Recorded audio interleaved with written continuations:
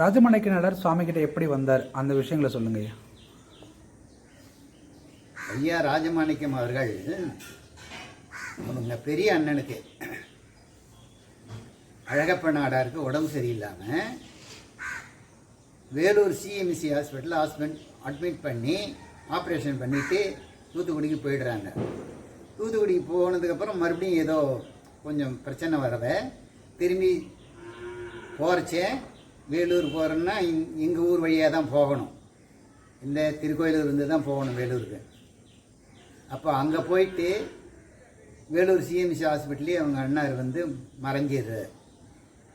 மறைஞ்சதுனால போகிறதுக்கு முன்னாடி ஞானானந்தரை பார்த்துட்டு தான் அவங்க வேலூருக்கு போகிறாங்க. அப்போது சாமி சொல்லி அனுப்புகிறாரு ஞானானந்தர், நீங்கள் திரும்பி வர்ற போது இங்கே வந்துட்டு போங்க சொல்கிறார் சாமி. அது அங்கே வர்றதுக்கு முடியாத அவர் அழகப்ப நாடார் மறைய அவங்க நேராக தூத்துக்குடிக்கு போயிடுறாங்க. தூத்துக்குடிக்கு போனோடனே அவங்க அண்ணன் மறைவு அவங்க கம்பெனிக்கு பெரிய இழப்பாயிடுச்சு. அதனால் சாமி மேலே கோபமாக வராமல் இருக்கார். சாமி மேலே கோபமாக வராது இருந்துட்டு கொஞ்சம் காலம் கழித்து, இது எப்போ 63 64 இருக்கும், கொஞ்ச நாள் கழித்து திரும்பி சாமிக்கிட்ட வர்றார் ஞானானந்தர்கிட்ட. ஞானானந்தர்கிட்ட வந்ததுக்கப்புறம் தான் அந்த அண்ணார் மறைவு கொஞ்சம் மனசுக்கு திருப்தி ஆகுது இங்கே சாமிக்கிட்ட வந்ததுக்கப்புறம். அப்புறம் சாமிக்கிட்ட ஞானானந்தர்கிட்ட அடிக்கடி வர ஆரம்பிக்கிறாங்க. அடிக்கடி வந்தாக்கா சாமி தங்கி இருந்து போகலான்னு சொன்னால் அவர் சாமி எப்போ பர்மிஷன் கொடுக்குறாரு அதெல்லாம் இங்கேயே தங்கி இருப்பார். அப்புறம் திரும்பி போகிற போது சாமி பர்மிஷன் கொடுத்தாச்சுன்னா தான் ஊருக்கு போவார். அது மாதிரி அவங்க அம்மா சிவகாசியில் இருந்தாங்க, இவங்கெல்லாம் தூத்துக்குடியில் இருந்தாங்க. அப்போது சிவகாசியில் அவங்க அம்மா வயசானவங்க, அவங்க அம்மா தனியாக இருந்தாங்க, அங்கே யாரோ பார்த்துட்டு இருந்தாங்கன்னு வச்சுங்க. இவங்க எல்லோரும் தூத்துக்குடியில் செட்டில் ஆகிட்டாங்க. அப்போது சாமிக்கிட்ட ஞானானந்தர்கிட்ட இருக்கிற போது ஞானானந்தர் இருப்போம்னு சொல்லி வச்சுட்டே இருந்தார். அப்போது ஃபோன் வருது, இந்த மாதிரி அம்மாவுக்கு உடம்பு சரியில்லைன்னு. சரி சாமிக்கிட்ட போய் சொன்ன உடனே, அப்படியா பழுத்திருத்தா பழம், சரி போய் பார்த்துட்டு வருவோம் அப்படின்னு சாமிக்கு சொல்லி அனுப்பிச்சிடுறாரு. அதெல்லாம் இந்த ஒருமாணிக்க முக்கில் எழுதியிருக்காரு அவரே. இருந்தால் நான் சொல்ல தேவையில்லை, ஞாபகத்துக்காக சொல்கிறேன். அப்புறம் போய் அம்மாவுக்கு முடிச்சுட்டு திரும்பியும் தபோவனத்துக்கு வர எல்லா வேலையும் போட்டு இழுத்துன்னு செய்கிறவருக்கு இந்த தபோவனம் வந்தாக்கா ஒரு தனிமை கிடைக்கிறதுனால ஒரு திருப்தி நிறைய வர ஆரம்பிச்சிது. வர வர வர பக்தி அதிகமாகிடுது. அதுமாரி வந்துட்டு போது தான் 73 யோகிராம் சுரத்குமார் திருவண்ணாமலையிலிருந்து தபோவனத்துக்கு வந்திருக்க போது சாமிக்கு அறிமுகமாக்கிறார். யார்? ராஜமாணிக்கம் ஐயா யோகிராம் சுரத்குமார்கிட்ட முதல்ல அறிமுகமாக்கிறார் 73. 73 அறிமுகமானாலும் சாமி அப்பெல்லாம் யாரையும் சேர்க்கறதில்லை, யாரையும் பக்தராக சேர்க்கறது இல்லை. அதில் கொஞ்சம் இடையிருந்தே பயந்துன்னு பார்த்து விழுந்து கும்பிடுறது. சாமி அங்கே உட்காந்துருக்காங்க, இங்கேருந்து விழுந்து கும்பிடுறது. அவர் கண்டுக்காமல் சாமி போயிடுவார். நிறைய பேர் அப்போல்லாம் சேர்க்கறதே கிடையாது. அப்படி அந்த காலத்தில் சேர்க்கறதுன்னு பார்த்தீங்கன்னா எங்கள் ஃபேமிலி வரலும் தான் சேர்ப்பார். எங்கடின்னா நாங்கள் நெருங்கிய ஃபேமிலி. எங்கள் வீட்லேயே கூட எங்கள் அண்ணன் தம்பியில் எல்லாருலேயும் ராகவன், சீனிவாசன், ஜெகநாதன் தவிர மீதி பேரையுமே சாமி கிட்ட சேர்க்க மாட்டார் அப்போவே. அது எதுக்காகன்னு எங்களுக்கு தெரியாது. நாங்களும் நினைப்பேன், என்னடா அது நம்மள சாமி கிட்ட கூப்பிட்டு வச்சுக்கிறாரு, பேசுகிறாரு, நம்ம அண்ணன்களில் இந்த மாதிரி சேர்க்க மாட்டுறாருன்னு நினைப்பேன். அது பிற்காலத்தில் தான் எதுக்காக பண்ணாருன்னு எங்களுக்கெல்லாம் புரிய ஆரம்பிச்சுது.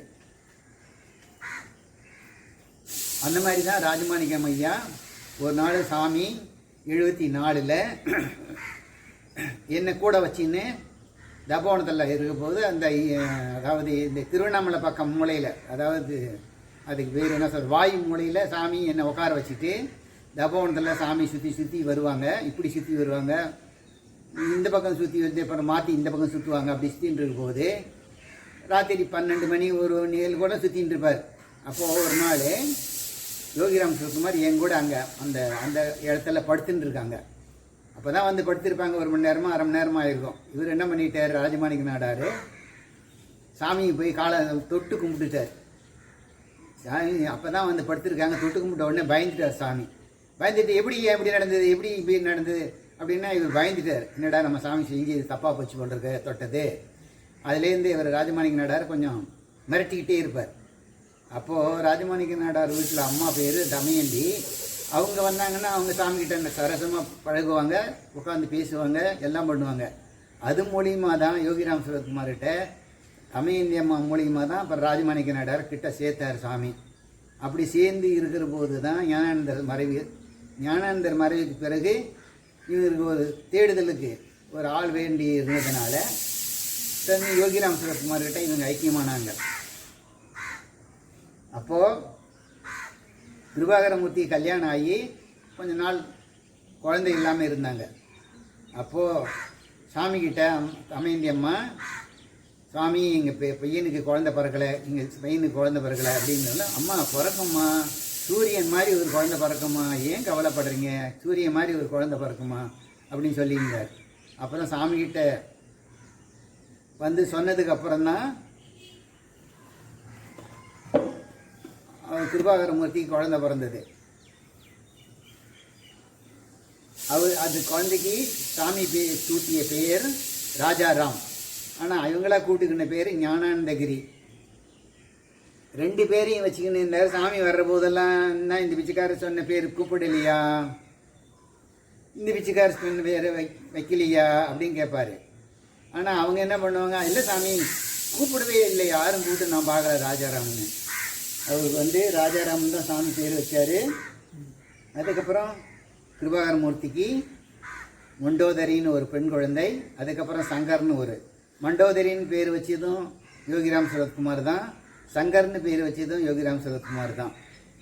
கிருபாகரமூர்த்திக்கு ராஜாராம்ன்ற ஒரு பிள்ளையும் மண்டோதரிங்கிற ஒரு பொண்ணும் 3வதாக சங்கர்னு ஒரு பிள்ளையும் சாமியுடைய அருளால் பிறந்து நல்லா வளர்ந்து நல்ல